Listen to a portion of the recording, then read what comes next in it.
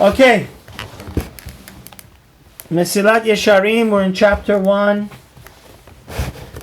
This is class number 2. B'Shem Hashem Na'aseh V'Natzliach. I wanted to make this recording.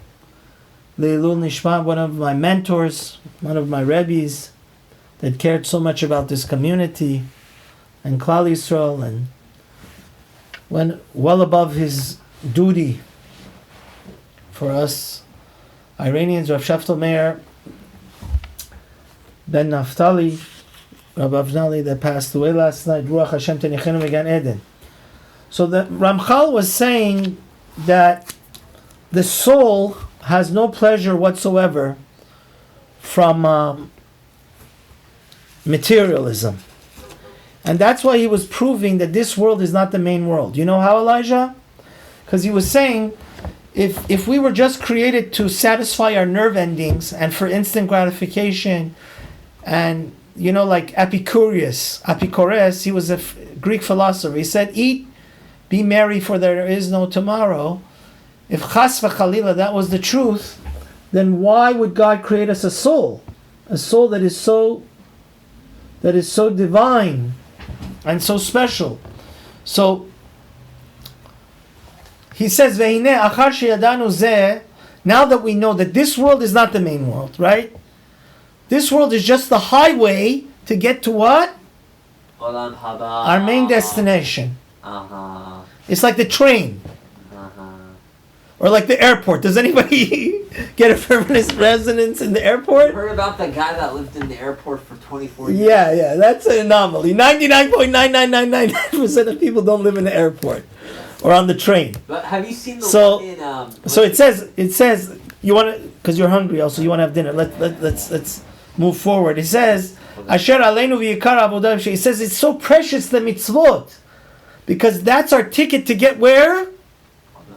Into Olam Haba. We don't want to be Gilgul. So it says, what are the tools that make us perfect? Because ultimately, there's even a grander thing than keeping the mitzvot. You know what that is? The grander thing is to make the perfect neshama tova, shlemut. You understand? Yeah. I'm reading a book about Rabbi Dessler. There was a yeshiva in Europe where all the mashkichim went to. Okay. It was called Kelm. It was a fascinating... It was a small yeshiva of only 35 people, and they would do crazy things to... It was like a kind of like an army for spirituality, where they would do self-control. You first have to perfect the nefesh, and then... So their thing was, the highest goal to get to is a complete balance of all your good characteristics, and to become that perfect neshama, that is the perfect mirror image of Selim Elokim, you understand? Of our divine being. So that's what he's saying. He says, without the mitzvot, there's no chance you can be perfect. You understand? Yeah. So, the MESILAT YESHARIM, this is the second class we're having on chapter 2. Ulam yadua ki en hatachlit magia lemakom kibutz kol hamsad asher nimsahu v'asher shimshu lagio kfi hamsaim v'shimshim kach yeh tachlit hanolad mehem. It says, the most important rule in spirituality is kefum sara agra. According to how much effort, blood, sweat, and tears you put in a mitzvah, that's how much what? Reward you get. So he said, a mitzvah that you kill yourself for, you understand, is much more worthwhile and brings more perfection to your soul and your being than just a mitzvah that's just like a piece of cake. Right. So he says, "Chol hafresh katan shemivsayim tivchan toldato babur ve'yegit matoni b'kibbutz kulam ma shekatavti." And he says a small difference will make a great result. Like, let's say you push yourself to even have 1% more kavanah in your prayers. He says the ultimate, it's like a mirror image, mitzvah gorer mitzvah. Do you know how there's like this channel effect? Yeah. So he says it's gonna create a tremendous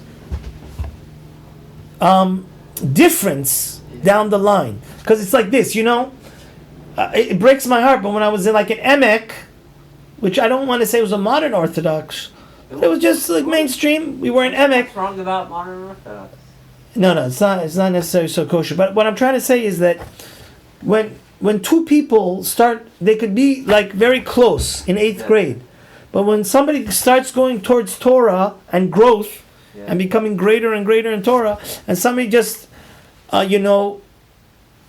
unfortunately doesn't care so much, it's not a priority anymore, they end up in two different worlds. Right. That's what the Ramchal is saying. That if you're B'nai Aliyah, which Rav Shimon Bar Yochai says there's so few and far between, people that every day want to grow closer and closer to Hashem. Rav Shimon Bar Yochai says, I saw that there's so few of these people. We are so comfortable in being complacent and just being our service of God being like stale old bread, that maybe Chas v'Shalom mold is even growing in it. That's not the goal. The goal is that every day we serve God with a freshness, with a new simcha. Like Rabbi Nachman says, mitzvah gedola tiyeh b'simcha. Rab Hai Gaon, from the Geonim, which was almost 1,000 years ago, he says, every day, since I know God better today, I have more brain power. I know God better, I have to be a better servant of Hashem. Because now, every day of my life, I get wiser. And now that I know God better, I have a more deeper connection and I have a greater obligation to know Him. You understand? He says, he says, so therefore the mitzvot, we have to be a nuclear, just like a nuclear reactor. If you press one button or you're flying a plane, if you just space out, it's going to crash. Same thing. That's why we have to learn halacha, Elijah. Because our service of Hashem has to be so perfect. It's not like you put tefillin here or here or here or here, or you put your tefillin. I was shocked. One of my friends, he's putting his tefillin here. What's wrong? You have to put it here. Yeah. On the thing, not here. But when you turn it... So he says, since the mitzvot, in Olam Haba, how close you get to God is dependent on how meticulous you are in the mitzvot. We have to be super meticulous and sensitive to do them in the most kosher and appropriate way. Not in just some, off-base way. We have to be the most meticulous. Like when you build matzah, right? If you're spaced out when you want to cook and bake matzah, I was at Costco right now, they already have shmur matzah. Can you believe it? Wow. We're just a few weeks away, believe it or not. Purim is in 2 weeks. 2.5 weeks. And then a month later is going to be Pesach. So it says, it says just like when you weigh gold or diamonds, a micromilligram, right? 1 carat is not, 2 carats is not double of 1 carat. Yeah. When you weigh the gold, you have to weigh it with the most sensitive and sophisticated what? Measurements. Same thing when you do the mitzvot, you have to do it very, very intensely, right? Yeah. Because that's your olam haba, that's your ticket. According to how much effort you put in the mitzvah, that's how close you get to Hashem. Yeah. You understand? Because they're so precious. Us mere mortals in this world of darkness, we can't realize how gloriously powerful and treasure the mitzvot are. Only when we get to the next world. Since these mitzvot, do you know how long they last for you? You're built, Elijah, the best way, Rabbi Netanelli, which your father was a big fan of, he explained to my father of blessed memory, every mitzvah you're doing, you're building a brick for your mansion. But this mansion is not going to last for 1,000 years, or 1 billion years, or 1 trillion years. It's going to last forever and ever. So you best put the best material and foundation, because what you're building is eternal building, which is going to be your house forever. You understand? Uh-huh. So he says, the Ramchal in the next paragraph says, the main reason for our existence is only to do mitzvot. And to serve Hashem and to persevere when God tests us. You understand? So, God have mercy on us. Us mere mortals, a lot of times, we fail the test. Right? Even Yosef HaSadiq was about to fail his test with Zolecha. But he saw, you know what saved him? He ran out. he ran out and he also saw the image of his father, Yaakov. Oh, that's what I hear, yeah. And then he said, I don't want to disappoint my father. So he's basically saying the reason for our existence is three things. Do mitzvot, which obviously you need to learn Torah. If you don't know Torah, right? Ignorance is bliss. So you need to know Torah. Serve Hashem with the Torah and mitzvos. And also, when God tests us, we need to beat the test. Win the test. And beat the Satan. And even if we fail, sometimes we lose the battle. But we're going to win the war if we don't give up. You understand? You have to have your eye on the prize. On the ultimate prize. He says, it says, we shouldn't get, it's so, I'm sorry to say, Valentine's Day is not kosher. I don't know. Maybe we have to give a share on that if it's the same thing as Halloween, if it's Chukot HaGoy. But so many people, they get drowned in different pleasures of this world. Yeah. And they get so drowned, whether in the sexual or eating or other diversions, that they forget that the reason for their existence. Yeah. The only reason we have to have pleasure from this world is for a mitzvah. But we're not sanctioned, and it's not kosher to have pleasure just for the sake of pleasure and then become drowned in that pleasure. You get addicted like a drug, you understand? Yeah. Like, the worst drug is money. I mean, honestly. I was God bless my dad's soul, his picture's right there. We were sitting down and it made us cry, both of us. Because, I don't want to say I know every Persian Jew in this city, but we were going through name after name of family and friends and associates and people that we know from far. And it's scary. The amount of people that really had a lot of money, that were really Torah true Jews and faithful and giving enough tzedakah according to their, right? If you have $1 billion and you give $1,000 a year, that's like nothing. Yeah. The Gemara is very clear like that in Shas by Kalba Sabua. So, but it's scary that so many people, it's like on the Fortune 500, like the richest Jews in the world, so many of them. One of them that we have to be so proud of just passed away, Sheldon Adelson. He actually gave money to Birthright and to yeshivas and Chabad and kosher things, but he was an exception to the rule. And it's so sad, even in our own Persian community. It's money is not there to have a $100,000 or $500,000 wedding. You understand? That's not the purpose of it. It's to build Torah, feed the poor, feed the orphans and the widows, and So if anything you have, money or power or pleasure, is for self-indulgence, you've abused the gift. It hasn't gotten to what it's gotten.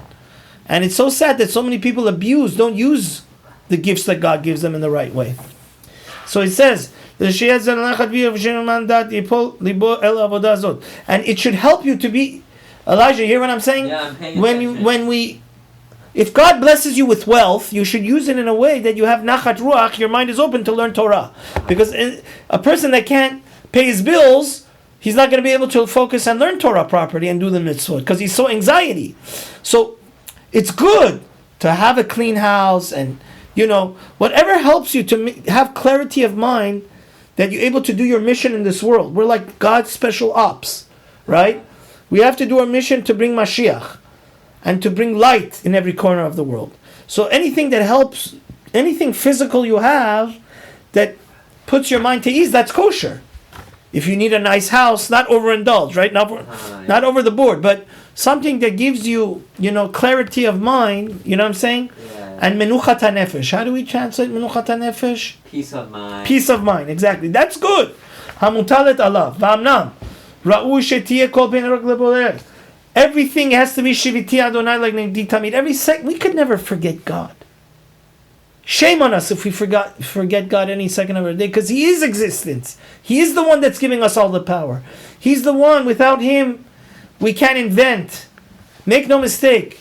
Even Elon Musk or Einstein, who gave him the brain and who gave him his capacity to be able to think? It's all a gift from God.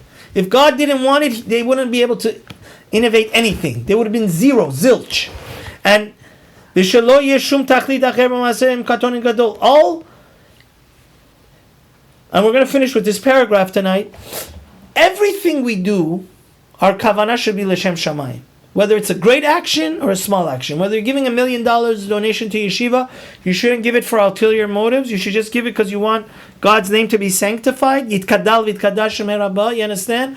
Or whether you give $1 to a person that's on the street, or you do the smallest act of kindness, or you eat a little drink. Everything should be for you to get closer to what? Hashem. It should be l'shem shamayim. You understand? And it says, ve'im gadol ve'liskor, and we have to break.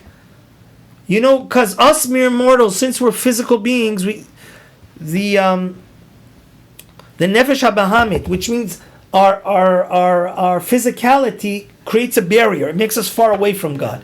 Because also our environment in this world, the Zohar says, the next world is the world of light. This world is the world of darkness. We have to break through the barriers to get what? Break through the physical barriers and make the unholy holy. You understand? Yeah.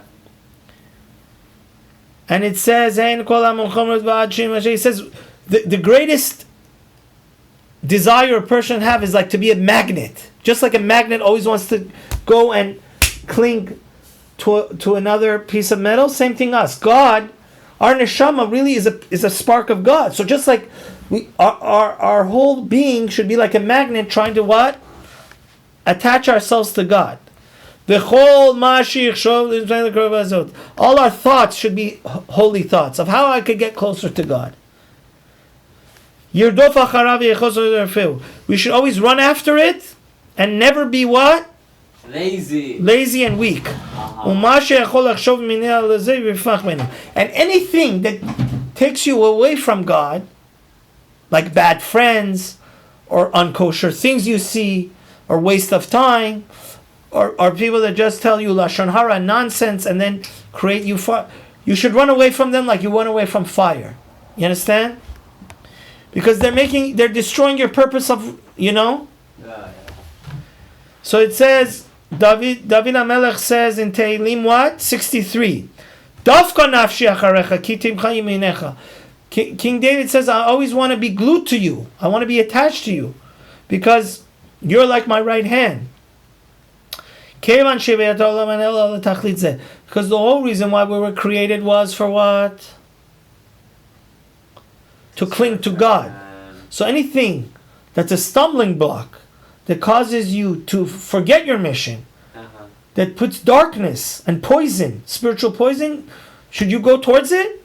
No. You should run away from it like you run away from a nuclear disaster, like from Chernobyl, like from fire.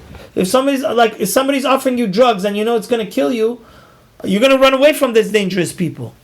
That mafia mobster. Same thing. Sin is the worst fire. So you should run away from it. So he says, Elijah, what we're trying to say is that it's very hard to cling to Hashem while you, like, can you go to the mikvah and have a dead snake or dead lizard in your hand? So there's this idea in the service of Hashem. It says, David HaMelech says in Tehillim, Sur mera va'aseh tov. Always, we have to run away from sin, then do good. But if while you're doing your sin, you're indulging in these very destructive and despicable sinful acts, it's very hard to get that closeness to Hashem. You understand? It's like if I could give a simple analogy, you want to see God. Not that we could see God, but you want to bask in His holiness. But if your glasses are full of mud, can you really do that? See the truth? Yeah. So the sin is creating a blockage. So may Hashem help us to always be like a magnet and run after God, and anything that's sinful or friends that are sinful, we should do what? Run away from it like we run away from a terrible, terrible, wild and dangerous fire. Thank you for watching, and don't forget to subscribe. Have a wonderful day.